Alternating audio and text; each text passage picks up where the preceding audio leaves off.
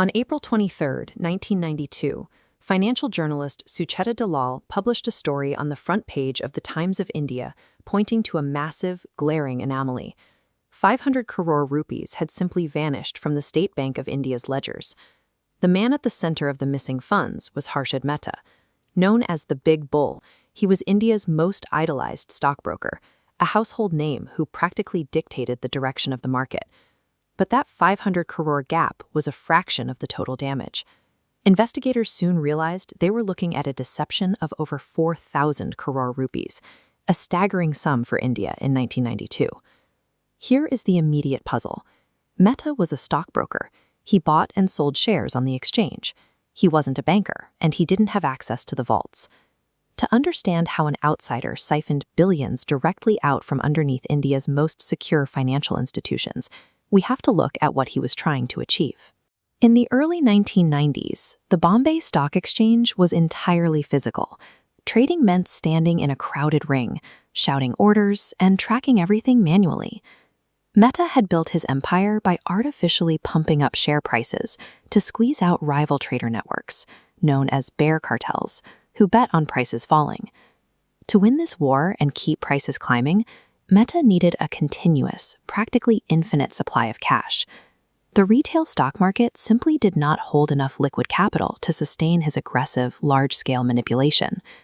His insatiable hunger for capital meant he had to bypass the stock exchange entirely. He turned his attention to a hidden interbank network known as the money market, looking for a way in. The money market is an exclusive institutional network where major banks lend hundreds of crores to one another to meet short-term liquidity needs. Banks use trusted brokers as middlemen to find these deals. To make sure transactions executed quickly, a bank would transfer massive advance payments directly into the broker's account.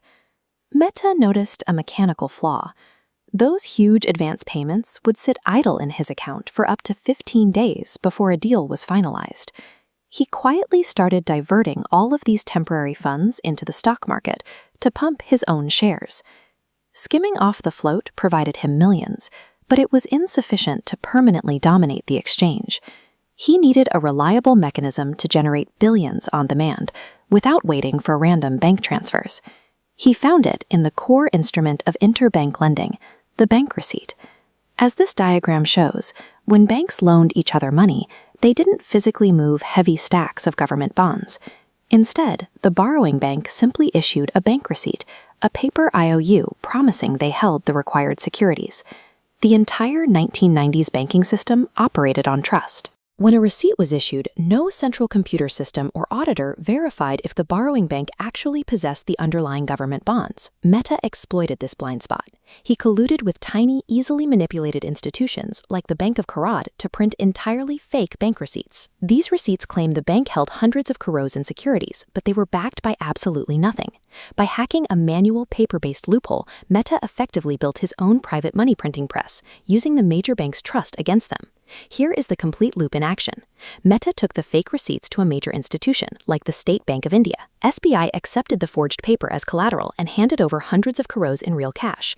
He immediately pumped that stolen capital into his favorite stocks. This concentrated buying pressure drove share prices to absurd heights. ACC Cement, for example, surged to 33 times its original value. Once the price peaked, Mehta sold his overvalued shares, returned the original loan amount to SBI to avoid suspicion, and pocketed the massive profit generated by the artificial spike. The sheer volume of this stolen capital aggressively driving up share prices artificially pumped the entire Indian economy into a rapid, highly fragile boom. The survival of this cycle relied entirely on a lack of regulatory oversight. In 1991, the Reserve Bank of India issued strict new guidelines on the use of bank receipts, abruptly cutting off Mehta's supply of fake collateral. Without new forged receipts to secure fresh funds, the loop broke. Mehta found himself unable to cover a 500 crore rupee gap at SBI. A desperate failed attempt to bribe a bank employee to hide the missing funds directly tipped off the press, leading to the exposure in the Times of India. Once the deception was public, the artificial money supply holding up the stock exchange vanished instantly. Panic selling took over, and the market violently crashed. The exposure ended Mehta's career and simultaneously evaporated the illusion of wealth he had manufactured, pulling the broader market down with him.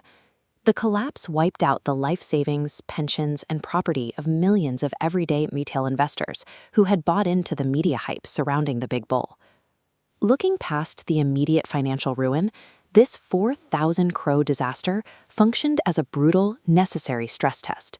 It exposed a dangerously outdated, paper-based banking system that was entirely unequipped for modern trading.